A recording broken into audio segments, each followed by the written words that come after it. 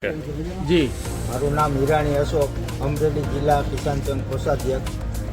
આજ આ અમરેલી જિલ્લાના હરેક ગામડેથી ખેડૂત આવ્યા હતા વીજ લાઇનના વળતરના મુદ્દે જે કારણ વગરના જે થાંભલા ફળદ્રુપ જમીનમાં નાખે છે એને હિસાબે આ જગતના તાતને આજે અહીંયા કલેક્ટર કચેરીના દર્શન કરવા આવવા પડ્યા.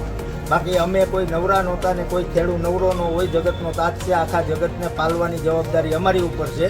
અમારે અહીંયા ન આવવાનું, અમારે ખેતરમાં જ રહેવાનું. આ ના છૂટકે આ સરકારના નીતિ નિયમોને હિસાબે અને પ્રાઇવેટ કંપનીઓને પૈસા કામવાની ઘેલસાને હિસાબે આજે આ ખેડૂને રોડ ઉપર ઉતરવું જોઈએ.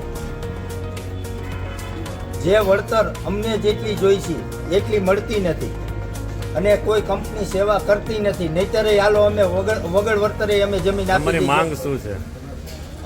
અમારી લાઈન ખેતરમાં વીજ લાઈન આવવી જ ન જોઈએ. પડખે પડતર જમીનું છે, દરિયાકાંઠો છે, રણ છે, ત્યાં નાખી દે, જમીનમાં અંડરગ્રાઉન્ડ કરે, જેથી કરીને અમને નડતરરૂપ ન થાય.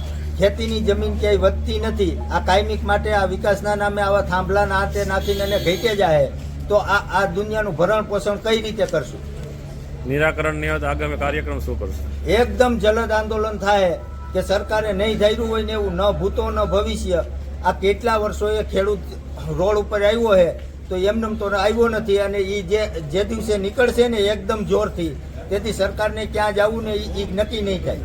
અને એક ખાસ અમરેલી જિલ્લાનો ખાસ મુદ્દો છે અત્યારે રેવન્યુ તલાટી અને તલાટી ક્રમ મંત્રી એ બેયના ઝઘડા વચ્ચે ખેતીવાડીના કોઈ પણ દાખલા ગામનો તલાટી મંત્રી એમ કહે કે અમારામાં ન આવે, રેવન્યુમાં આવે.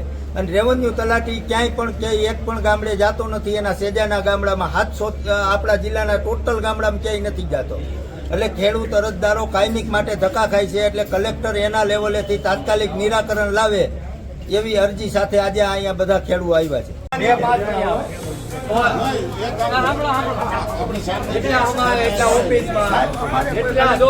જેટલા હમણાં એટલા ઓફિસમાં બાકીના બહાર ઓફિસમાં ઉભા રહે બધા બધા જગતના તાત ને બધે રોકે છે. કલેક્ટર ઓફિસમાં નથી જવા દેતા, ગાંધીનગર નથી જવા દેતા, રેલી નથી કરવા દેતા.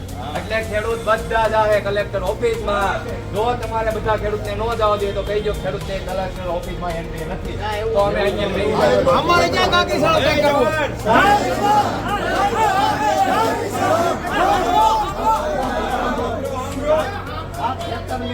આવ્યો છે એની પીડાઈ આવ્યો, એના પેટ ઉપર લાત આવી નથી. એટલે હવે તમે